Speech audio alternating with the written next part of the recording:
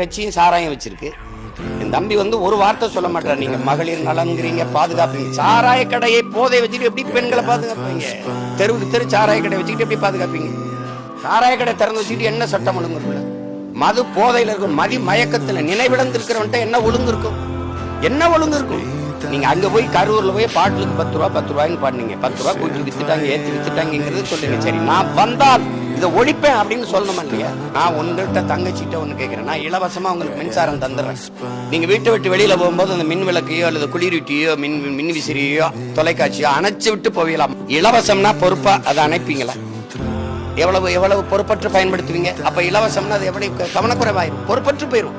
பொருளின் அருமை தெரியாது. பொருளின் எது ஒன்றும் அதான் சொல்றேன், தாய்ப்பாலும் தண்ணீரும் மலிவா கிடைப்பதனாலேயே நீ மதிக்க மாட்டேங்கிற. பூமி உன் காலுக்கு கீழே மிதிபடுவதாலேயே அதன் அருமை தெரிய மாட்டேங்குது. நீ எந்த பொருள் இலவசமா இருக்கணும்? அறிவை வளர்க்கும் கல்வியும் உயிரை காக்கும் மருத்துவம் தான் தரமா எல்லாருக்கும் சமமா இலவசமா இருக்கணும். நீ அறிவை கொடு, எனக்கு அதுக்கேற்ப வேலையை கொடு, நான் பழச்சுக்கிறேன். உயிரை காக்கும் மருத்துவத்தை தரமா கொடு. அமைச்சர்கள் முதலமைச்சர்கள்லாம் போய் தனியார் மருத்துவமனையில படுத்துக்கிறீங்க, நாங்க இங்கே படுத்துக்கிறோம். தரம் உயர்ந்திருக்கு, மருந்தின் தரம், மருத்துவத்தின் தரம், மருத்துவ கட்டடத்தின் தரம்.